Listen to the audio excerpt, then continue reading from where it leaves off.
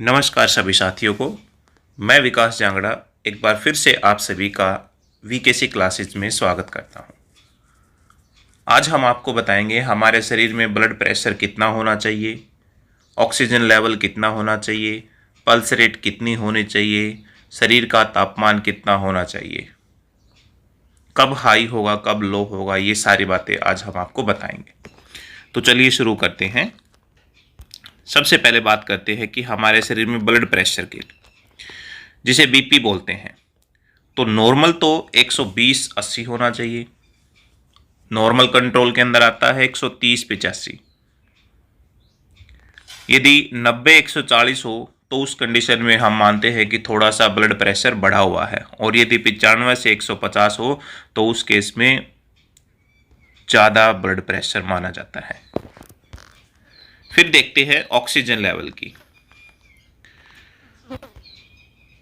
Oxygen level जब oximeter से check करते हैं तो उस टाइम 94 आता है, तो इसका मतलब नॉर्मल है। 95, 96, 97 या 100 तक जैसे चलता है तो इसका मतलब काफ़ी अच्छा ऑक्सीजन लेवल है हमारे शरीर में। और 90 से 93 तक अगर ऑक्सीजन लेवल आ जाता है तो इसका मतलब थोड़ा सा ऑक्सीजन लेवल शरीर के अंदर कम हुआ है। और यदि 80 से 89 के बीच में ऑक्सीजन लेवल आ जाता है तो उस टाइम ऑक्सीजन लेवल बहुत कम माना जाता है, और उस समय डॉक्टर की सलाह ली जाती है और एडमिट होना चाहिए उस टाइम। ठीक है। फिर बात करते हैं पल्स रेट की। पल्स रेट 72/मिनट हो तो वो बहुत अच्छा माना जाता है। 1 मिनट में 72। ठीक है। 60 से 80/मिनट हो तो इसका मतलब नॉर्मल माना जाता है, फ्लक्चुएट करता हुआ हो 30 के अंदर, मीडियम मानते हैं उसको। और यदि 90 से 120 हो तो इसका मतलब बढ़ा हुआ है। ठीक है। हमारे शरीर के टेम्परेचर की यदि बात करें हम, तो डिजिटल थर्मामीटर से जब हम चेक करते हैं तो यदि 92 से 98.6 फ़ारेनहाइट हो तो उसका मतलब बुखार नहीं है, वो नॉर्मल है। और 99 फ़ारेनहाइट हो तो इसका मतलब हल्का बुखार है। और 100 फ़ारेनहाइट से 102 या इससे ज़्यादा हो तो इसका मतलब उसे बहुत ज़्यादा बुखार है। तो अब हम थर्मामीटर से चेक करके बता सकते हैं कि बुखार कितना है। कोविड के दौरान चेस्ट का सीटी स्कैन करवाते हैं, डॉक्टर टेस्ट लिखता है HRCT, तो उसका क्या मतलब होता है? रिपोर्ट के अंदर नीचे लिखा होता है, यदि HRCT का स्कोर 0 से 8 आता है तो इसका मतलब माइल्ड इन्फेक्शन है, थोड़ा बहुत इन्फेक्शन है शरीर में। 9 से 18 यदि आता है तो मॉडरेट इन्फेक्शन होता है।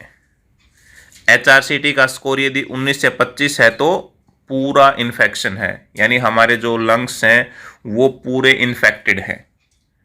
तो जब सीटी स्कैन किया जाता है तो उसमें नीचे रिपोर्ट के अंदर ये HRCT स्कोर लिखा होता है। तो इसमें हमें क्या करना चाहिए?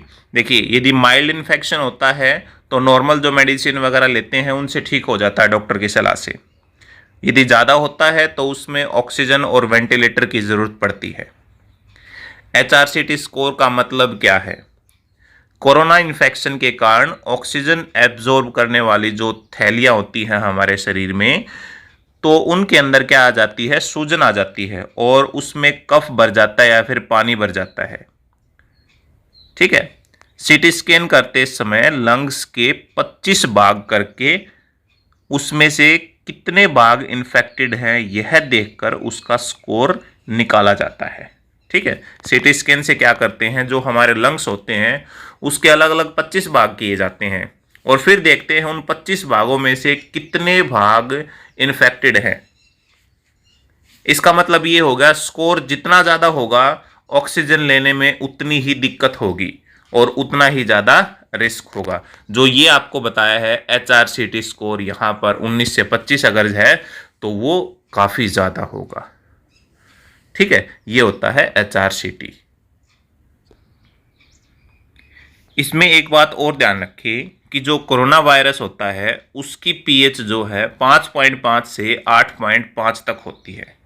ठीक है, इसलिए जो वायरस होता है उसको ख़त्म करने के लिए हमें वायरस की अम्लता के स्तर से ज़्यादा क्षारीय पदार्थ हैं उनका सेवन करना होता है। ठीक है, यानी जो बेस हो गए, हमने ज़्यादा बेस वाले प्रोडक्ट लेने हैं।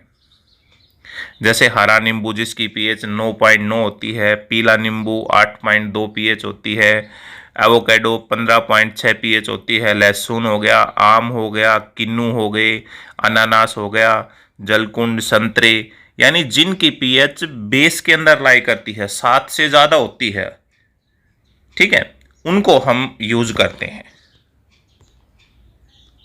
तो हमें कैसा पता लगेगा कि हम संक्रमित हो चुके हैं?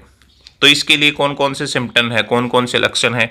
एक तो गला सूखना, सूखी खांसी हो गई, शरीर का टेम्परेचर बहुत ज़्यादा हो जाना, सांस लेने में भी तकलीफ, सिर दर्द, बदन दर्द, ये सारे सिम्टम होते हैं। तब हमें ऐसा लगता है कि हाँ, हम संक्रमित हो गए हैं।